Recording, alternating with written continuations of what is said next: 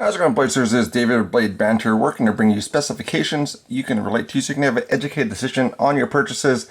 This is going to be one from Kizer, so thank you very much to them for sending this through the pass-around group. And this is the Cormorant. This is actually the secondary model. First one had the two X's on it. It was kind of more of a kind of relaxed state as far as what that sign was meant to be, not death, but like that relaxed state of just being, I guess, for that. But Cormorant is where I know of it as the hood ornament, and I guess the company logo for Packard, which was like early 1900s till like 1956. So that's kind of where I knew of that bird. But this is going to be what it looks like in pocket. So it is a deep carry loop over pocket clip. So that's going to be how that looks. And pretty good sizing for it as well. I thought it might be a little issue going in and out of the pocket, but it was actually not too bad when using it. It was just a little bit of resistance, but not too grippy for that, which made it kind of nice. The initial one had the two X's, one on each side. This one has the grooved lines. So that is the difference on this model as far as the upgrade. There's going to also be one from White Mountain Knives. We'll have one that has a brown micarta as far as a exclusive for them. So that's going to be something else to look out for. This one is coming in about 3 ounces. So for that, that's going to be where, for this channel anyway, so 15 quarters. So that's going to be what you're going to have for that. So if you have that around, or if you want to add that to a knife that you already have, if you have like a bug out at about 1.9 ounces, you can go and kind of add those things. Basically a quarter is going to be 0.2 ounces, and if you have a penny, that's going to be 0.1 ounces. So you can kind of add that to it, put it on top of the scale, and you kind of feel how that is in your hand.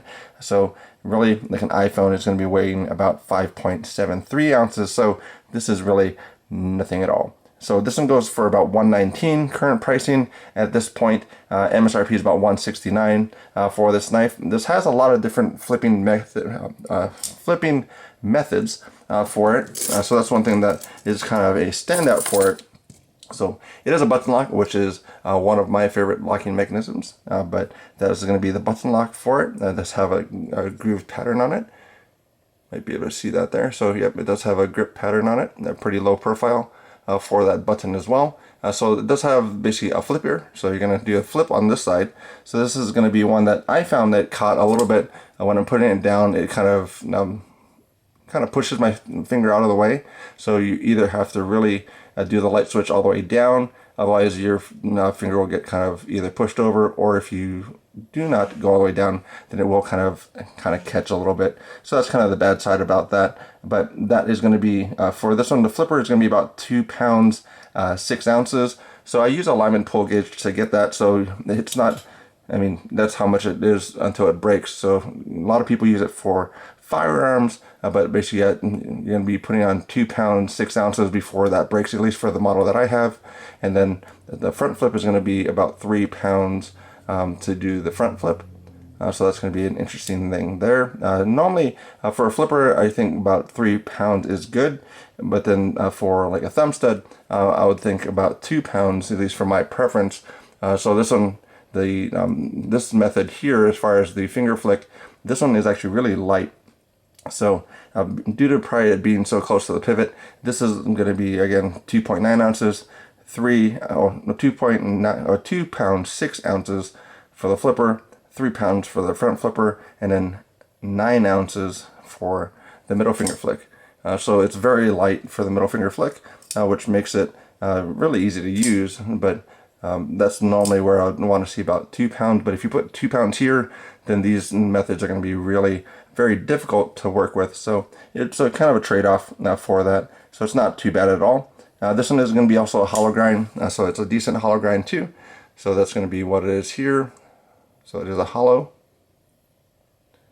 So some people still really like hollow grinds, but you still have, now if you're going through a lot of thick material, you're going to be cutting here, you still have to ramp up quite a bit on this section for the blade here. So the primary grind at this location is about 8 degrees.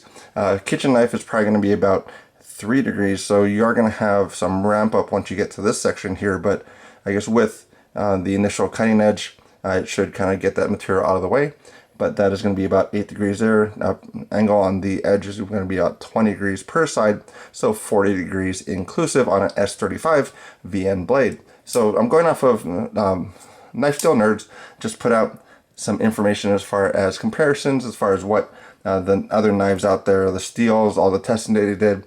They did it very scientifically for different catcher testing and drop testings and just a lot of different things. Go check it out if you want to do that. But I'm going to be referring to their information quite a bit more as far as the corrosion side and edge retention, and then probably toughness as well throw in there. So S35 generally from their testing, their heat treat for corrosion resistance was about 7.5 out of 10, and edge retention was about a 5 out of 10. So that's going to be where they saw this knife working for an S35 in general. So again, it kind of throws it off a little bit because there are some knives that are like way out of the park. Like I think it's more of a distance or how much it cut on the Catra, because it was like 12. So you can't really have a 12 out of 10, but it was a 12 for how much it probably cut. And then this is going to be that 5. Handle length on this one is going to be 4.14. So it's going to be this portion here. This one actually is a little bit less on cutting edge. So this is a 3.2 inch blade. Cutting edge from this location to the tip, following that curve, is going to be a 3-inch cutting edge. So that's what you're going to get. You're going to be getting a little bit less for that. It is right hand tip up and left hand tip up. So this is going to be left hand side. Right hand is already what it comes in for the knife. Very solid for this one, so it was nice to really get a look at it. The locking mechanism is a little bit different, where the button is actually inside the race. So inside the normally like a internal stop pin has kind of that channel on the inside. So this button is actually part of that channel. It actually seems to add a good deal of stability to the lock. So that makes it nice. So it is solidly locked up. But the only thing I did notice is when I was cutting through cardboard, I didn't cut a lot of it, but when I was cutting through kind of thicker cardboard, even putting flex on it, you can feel a little bit of a give or a little bit of a flex onto probably the handle. But that's one thing I did notice about it. But the lockup is very good on this one here. So I would recommend to pick up it for a buy for this knife. Solid, fidgety, just got to get used to it as far as the flip, because this is where it might catch a little bit.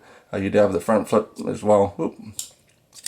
Front flip as well. You can slow roll it too to get that open, but it's very, very nice. I think it's done really well. So the white is something that can be writ dyed. So if you want to do synthetic writ dye, you can get that to a different color that you want. But it would be nice to see some other colors, so that micarta coming out will be a nice addition, as well as just seeing some other colors, because white is good for the Stormtrooper look, but it doesn't really hold up well. Sometimes you get like transfer from jeans or anything else that goes onto the actual handle scale. But it's a really good one. Check it out if you like it. But thank you again to Kizer. But that is about all I'll have to say about that one today.